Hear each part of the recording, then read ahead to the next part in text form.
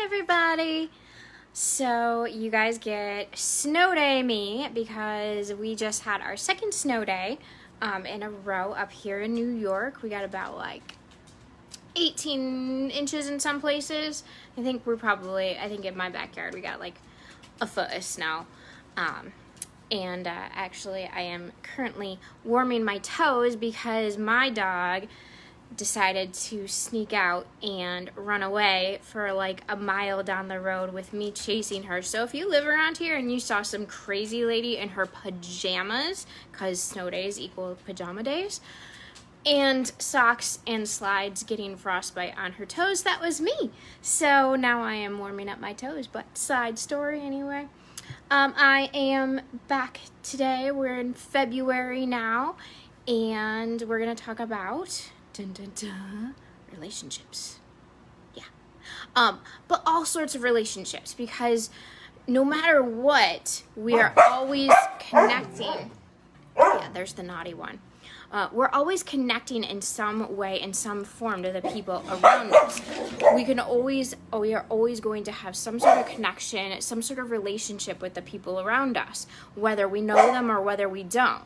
So this week we're going to focus on kind of casual acquaintance kind of relationships. So that might be a relationship with a coworker or a boss, or might be a client or a customer, or it could be a stranger that's just walking down the street, or maybe the cashier when you're checking out at the grocery store or whatnot. Whether we realize it or not, everyone we meet, even for 5 seconds, leaves footprints on our journey and we on them. There's always some sort of energetic exchange between you and that other person. We can't get through unless you're gonna go and be like all Thoreau or something and go hide in the woods for years on end and completely isolate from society. You can't avoid people. And I know I always joke, I simultaneously love and hate people.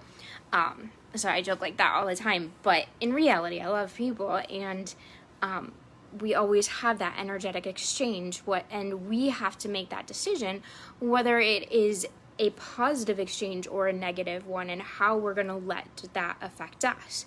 So we're going to talk today about 3 best practices. Sadie, Zoe. They're barking at the plants outside.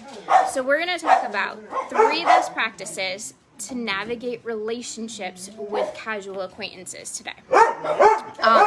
So no matter what, we encounter people day in, day out, and even if it's just momentary, we have an exchange that's going to be positive, it's going to be negative, or it's going to be neutral. And we have to make that decision of what that is. I had encounters that I still to this day remember from years ago with a cashier that I literally have never seen before, never saw after. It was a 30-second exchange, and it left a mark. That exchange was positive and comforting where I was at, and it left a mark on me. And I have exchanges from years and years ago with coworkers, whether I was close to them or not, that were negative and still left a mark. And even if it was a one-liner, you always want to be aware that no matter what your connection is, how brief or how long it is, you're going to leave and be left with these energetic exchanges, these footprints on your heart, on your journey. From everyone that walks in and walks out. So you want to always be on guard for what you're allowing to come into your life and what you're going to hold on to. So we receive energy, we give off energy, and we want to make sure that we take in and we give out mostly as much as possible those just positive energetic exchanges. Why do we want that? Well, hopefully our goal in life is to be happy and to spread happiness, right? We want to be a good member of society, and we want to be happy within ourselves, and we want to share happiness and make the world a better place, right? That's, hopefully Hopefully, I think anyone who's here is going to be that kind of a person. So in light of that, sometimes we need to cue music, let it go. Are you listening to that Frozen song in your head? I hope. So first best practice is to know that sometimes you need to let go of what isn't helping you. So when you run into those negative energetic exchanges, like somebody cut you off in traffic and flipped you the birdie, right? You want to make sure that you let go and release that negative energetic exchange. Don't hold on to it. You may have heard, maybe you haven't, but it's the equivalent. I forget who used the metaphor, but the idea that, say, every single day, you're given $1,440. $1,440 you're given. And sometimes there's someone who's going to come up and they're going to steal $5 from you. They're going to steal it. You have the choice. You can just let it go and let it be that $5, but so many times we end up just handing over another $100, right? That's your time. So you have 1,440 minutes every single day, and sometimes someone will be a jerk to us for 2 minutes or 5 minutes, and it hurts and it sucks and it's annoying, but if you just continuously mull over that and hold on to that negative energetic exchange, then you are literally handing that person another 100 minutes of your day or another $100. You wouldn't do that if it were money, so don't do it with time, which is infinitely more valuable. So when you get into those negative energetic transfers, you want to take 3 deep breaths, in and out, big ones from your belly, in through your nose, out through your mouth. That's what connects your breath to your body. And after each deep breath, you say, release, or I'm letting this go. And you just let it go. And if you have to, sing the song, and then have that song stuck in your head all day, like I did the other day. But release. So that's your first best practice. Release, let go of the negative energetic exchanges. Why should you let it go? So I used to have, people who would say to me, well, it's my responsibility to let them know that what they're doing is not okay. It's not your responsibility, and you're not going to help them.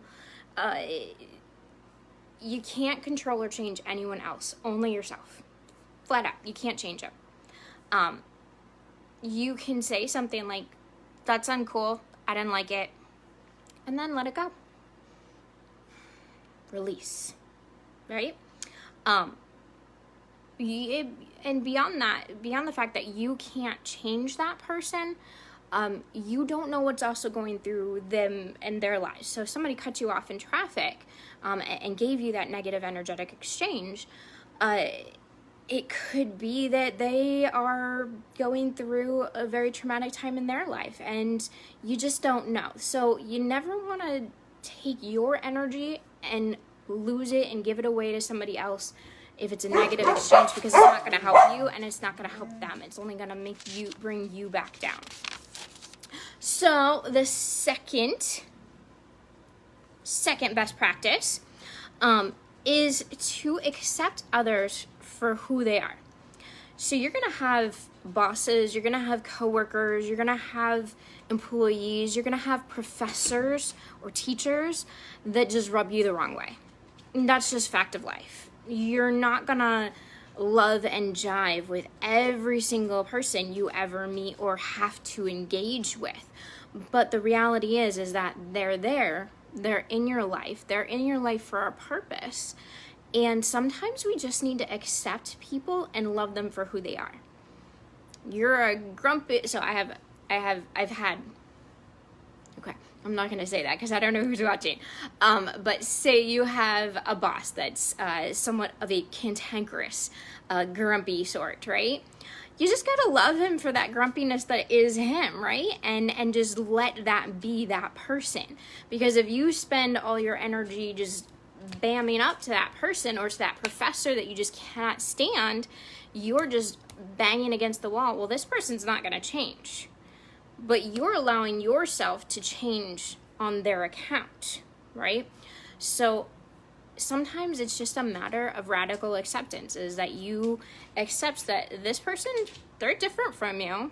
They jive and act and move in different ways, and that's okay. We're all different, and if they rub you the wrong way and you don't really like it, then accept it.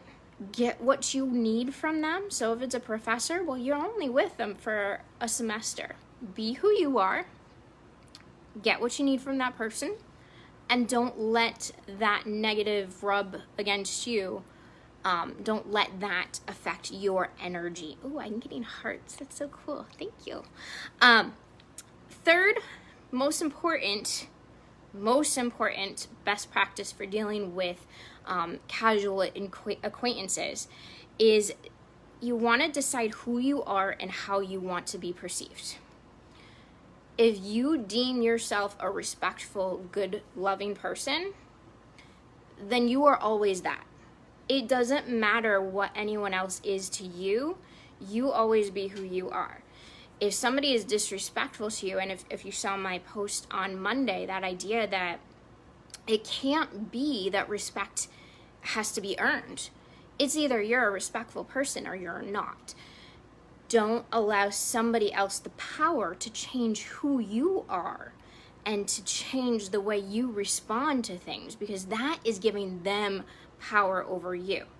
If you believe yourself to be a respectful person and a good person, it doesn't matter if somebody disrespects you or somebody comes at you in the wrong way. You need to stay true to yourself. Obviously, don't put yourself in a bad position or anything, but you don't need to meet disrespect with disrespect, because that's changing you. And your most important job is to stay true to who you are. You never want to go away from who you are at the core. And honestly, usually if you kill people with kindness, you end up with the high end on top. So those are 3 things you guys can do to deal with relationships of a casual acquaintance. I am going to post a couple of things in the next couple of days about giving compliments, because I have found that is something that people really don't know how to do anymore. It's kind of scary, and I actually taught a unit to my students last year on how to give compliments. They weren't really happy, but some of them did an amazing job, and it was a lot of fun. So your challenge is going to be this week is to give 10 compliments to just random casual acquaintances, people that you don't normally talk to or aren't really, close to, and just being true to yourself, and yeah, so you guys have a wonderful week. I am going to continue warming up my frostbitten toes, and I will check in with you next week.